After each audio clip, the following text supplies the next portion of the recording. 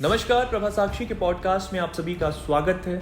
आज के इस पॉडकास्ट में बात करेंगे भारतीय सेना कैसे आधुनिकीकरण का इस्तेमाल कर रही है और एक के बाद एक कैसे बढ़ रही है भारतीय सैन्य बलों की ताकत। तो आइए सुनते हैं आज के इस पॉडकास्ट को, लेकिन उससे पहले अगर आपने हमारे चैनल को सब्सक्राइब नहीं किया तो जरूर कर लें ताकि आप ऐसे ही इंटरेस्टिंग और जानकारीपूर्ण पॉडकास्ट सुन सकें।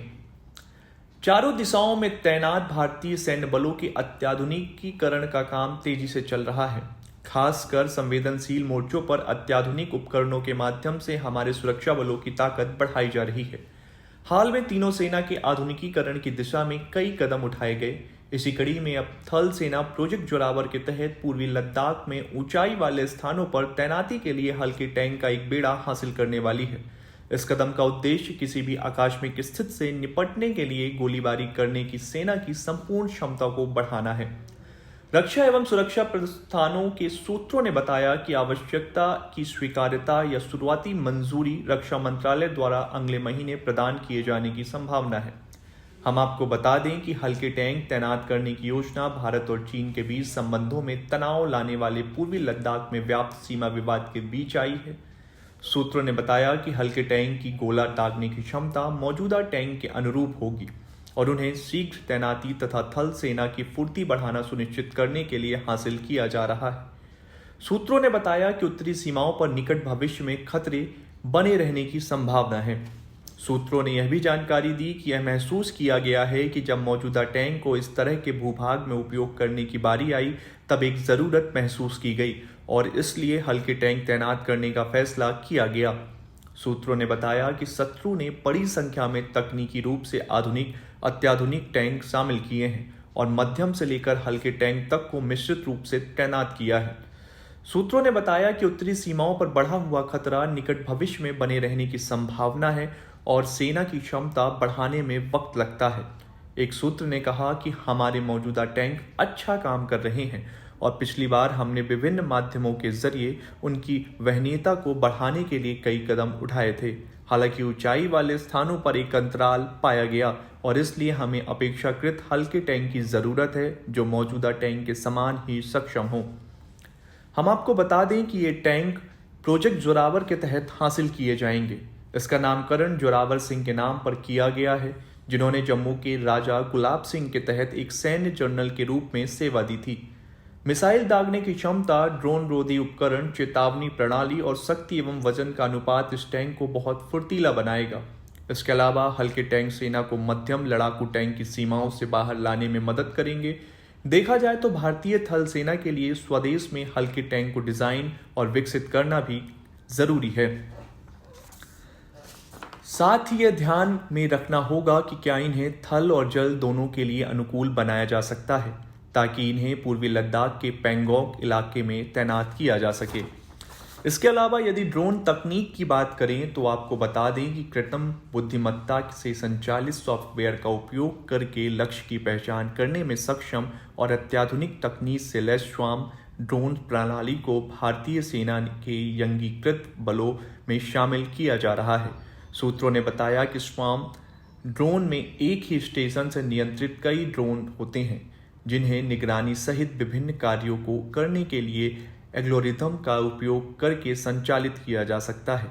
भारतीय सेना ने ट्विटर पर कहा कि नई प्रणाली भविष्य की सुरक्षा चुनौतियों का सामना करने में उसे बढ़त प्रदान करेगी। दरअसल सेना भविष्य की परिचालन चुनौतियों का सामना करने के लिए खुद को तकनीक से लैस बल में बदलने के लिए उभरती और विघटनकारी तकनीकों को अपनाने का प्रयास कर रही है। जहां तक ड्रोन की बात है तो आपको बता दें कि स्वाम ड्रोन में एक ही स्टेशन से नियंत्रित कई ड्रोन होते हैं और एक ही मिशन में विभिन्न प्रकार के पेलोड ले जा सकते हैं। इस प्रकार यह लगातार हमले करके दुश्मन की रक्षा प्रणाली को ध्वस्त करने में सक्षम है। सेना में आधुनिक तकनीक का किस कदर इस्तेमाल कर रही है उसका उदाहरण इसी सप्ताह तब सामने आया जब जम्मू कश्मीर के उरी सेक्टर में गुरुवार को नियंत्रण रेखा पर घुसपैठ अभियान के दौरान 3 आतंकवादियों का पता लगाने और उन्हें खत्म करने के लिए हवाई और जमीन आधारित संवेदकों समेत नई पीढ़ी के निगरानी उपकरणों तथा हथियारों का इस्तेमाल किया गया। जिस क्षेत्र में इस अभियान को अंजाम दिया गया वह बेहतर चुनौतीपूर्ण था। वहां घने झाड़ थे, वहां काफी अंधेरा था और भारी बारिश हो रही थी। पूरे इलाके में बारूदी सुरंग भी थी। नियंत्रण रेखा पर तैनात जवानों ने जब इलाके में संदिग्ध गतिविधि देखी तो ऑपरेशन मृत्युंजय शुरू करके छोटे घातक दलों और निगरानी दलों को इलाके में भेजा। यह सब इतना गोपनीय तरीके से हुआ कि दुश्मन के निगरानी उपकरणों और निगरानी तंत्र को हमारे दलों की भनक नहीं लगी। हमारे दल उस स्थान पर 25 घंटे से भी ज्यादा समय तक तैनात रहे और 25 अगस्त को सुबह 7:55 पर उन्होंने आतंकवादियों को नियंत्रण रेखा पार करते हुए देखा। इस दौरान नवीनतम हवाई और जमीनी संवेदकों और निगरानी उपकरणों से आतंकवादियों की गतिविधि पर निगरानी सुनिश्चित की गई। सुबह 8:45 बजे आतंकवादी जब घातक दलों से 40-50 मीटर की दूरी पर रह गए तो उन पर हमला किया गया और करीब 15 मिनट तक हुई गोलीबारी में तीनों पाकिस्तानी आतंकवादी मारे गए। तो इस प्रकार हमारी सेना तो आधुनिक उपकरणों से सुसज्जित हो ही रही है। बात नौसेना की करें तो उसकी भी क्षमता में जोरदार इजाफा होने वाला है। स्वदेश निर्मित विमान वाहक युद्धपोत विक्रांत को 2 सितंबर को नौसेना की सेवा में शामिल किया जाएगा। युद्धपोत को नौसेना में शामिल करने के लिए होने वाले हाई प्रोफाइल कार्यक्रम में प्रधानमंत्री नरेंद्र मोदी हिस्सा लेंगे। इस पोत का वजन 45,000 टन है। इसे कोचीन शिपयार्ड लिमिटेड में रखा गया है, जहां इसे निर्मित किया गया है। स्वदेश निर्मित विमान वाहक पोत को नौसेना की सेवा में शामिल किए जाने के बाद इस पर विमानों को उतारने का परीक्षण किया जाएगा। इस पोत पर 3 महीने के लिए दवाइयों और सर्जरी में उपयोग आने वाले उपकरण सदा उपलब्ध होंगे। पोत पर 3 रसोई होंगी जो इसके चालक दल के 1600 सदस्यों के भोजन की जरूरतों को पूरा करेंगी।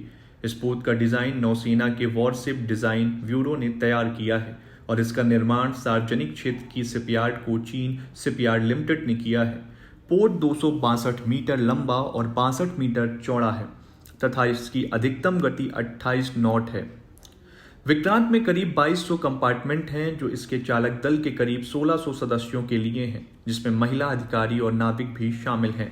हम आपको बता दें कि विक्रांत ने पिछले साल 21 अगस्त से अब तक समुद्र में परीक्षण के कई चरणों को सफलतापूर्वक पूरा किया है। बहरहाल भारत सरकार तीनों सेनाओं का आधुनिकीकरण करते हुए इनको आत्मनिर्भर बनाने पर भी पूरा जोर दे रही है। इसलिए रक्षा मंत्री राजनाथ सिंह ने एक बार फिर दोहराया कि भारत अब कमजोर नहीं रहा और वैश्विक स्तर पर भारत की प्रतिष्ठा और साख तेजी से बढ़ी है। आज के लिए इतना ही। अगले पॉडकास्ट में किसी और मुद्दे पर देंगे आपको विस्तृत जानकारी। तब तक के लिए जुड़े रहें प्रभात साक्षी के साथ। अगर आप भी लेना चाहते हैं देश दुनिया की तमाम जानकारी तो आज ही सब्सक्राइब करें हमारे चैनल को। साथ ही नीचे दिए बेल आइकन को जरूर दबाएं ताकि हर अपडेट आप तक पहुंच सके।